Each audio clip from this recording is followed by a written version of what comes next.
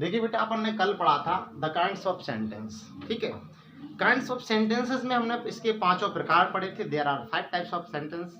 ठीक है, पांचों प्रकार पढ़े। पांचों प्रकार के अपन ने मौखिक परिभाषा देखी, उदाहरण सहित देखी। आज हम पांचों प्रकारों को उनकी परिभाषा सहित और उदाहरण सहित देखेंगे। ठीक है, अब देखिए, पहला हमारा है असर्टिव सेंटेंस। वो असर्टिव सेंटेंस को हम हिंदी में क्या कहते हैं बेटा? विधि सूचक वाक्य। क्या कहते हैं? विधि सूचक वाक्य कहते हैं। ठीक है, अब असर्टिव सेंटेंस की परिभाषा क्या होगी बेटा? जिनसे कोई सूचना मिलती है या क्या होती है बेटा? जिन सेंटेंस से हमको कोई सूचना मिलती है, वहां पे कौन सा सेंटेंस होता है बेटा? असर्टिव सेंटेंस होता है। और असर्टिव सेंटेंस के लास्ट में क्या आता है बेटा? हमारा फुल स्टॉप आता है। क्या आता है बेटा? फुल स्टॉप आता है। जैसे कि हमने एक उदाहरण लिया बेटा, ही रीड्स अ बुक। क्या? ही रीड्स अ बुक, वह एक किताब पढ़ता है।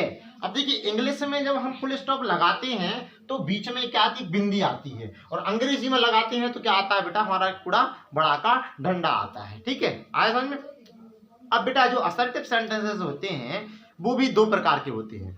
There are 2 types of assertive sentences. कितने प्रकार के होते हैं? 2 प्रकार के होते हैं। कौन सा? एक तो होता है पॉजिटिव सेंटेंस और एक होता है नेगेटिव सेंटेंस। अब पॉजिटिव सेंटेंस में क्या होता है? पॉजिटिव सेंटेंस में हम बातों का होना स्वीकार करते हैं। इसमें क्या लिखा है? इसको बोलते हैं, पॉजिटिव सेंटेंस को हिंदी में बोलते हैं स्वीकारात्मक वाक्य। और इसमें हम बातों का होना स्वीकार करते हैं। क्या करते हैं बेटा?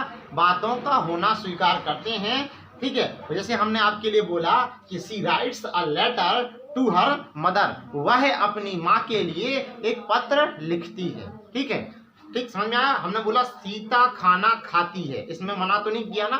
ठीक है ना? गीता गीत गाती है, गीता गीता पढ़ती है। ठीक है, आ रहा ना समझ में? जी किस में आएंगे बेटा? हमारे सब पॉजिटिव सेंटेंसेस में आएंगे, स्वीकारात्मक वाक्यों में आएंगे। अब देखते बेटा, अपन नेगेटिव सेंटेंसेस की बात करें। नेगेटिव सेंटेंसेस को हम हिंदी में कहते हैं नकारात्मक वाक्य। क्या कहते हैं बेटा? नकारात्मक वाक्य। और इसमें क्या होता है कि जिन वाक्यों में किसी बात को नकारा जाता है या मना किया जाता है, उसमें क्या होता है बेटा? वो किस में जाते हैं बेटा? नकारात्मक वाक्य कहलाते हैं। सीधा सीधा ऐसा समझो कि जिन वाक्यों में किसी की बात को किसी के काम को करने से मना किया जाए, वो किस में जाता है बेटा? नकारात्मक वाक्य में जाता है, नेगेटिव सेंटेंसेस में जाता है। जैसे हमने एक उदाहरण लिया बेटा, Mohan does not do his work, Mohan अपना कार्य नहीं करता है। ठीक है, इसमें क्या शब्द आ गया बेटा? नहीं आ गया। मना किया ना? मना किया, इसने काम करने के लिए मना कर दिया। हमने बोला सीता खाना नहीं खाती है, राम जंगल नहीं जाते हैं, गीता गीता नहीं पढ़ती है। तो ये सब बेटा किस में आएंगे बेटा? नकारात्मक वाक्य में आएंगे कि नहीं आएंगे? आया समझ में? आज बेटा हमने देखा बेटा असर्टिव सेंटेंसेस और असर्टिव काइंड्स ऑफ सेंटेंस का हमने पहला सेंटेंस पढ़ा है बेटा, कौन सा?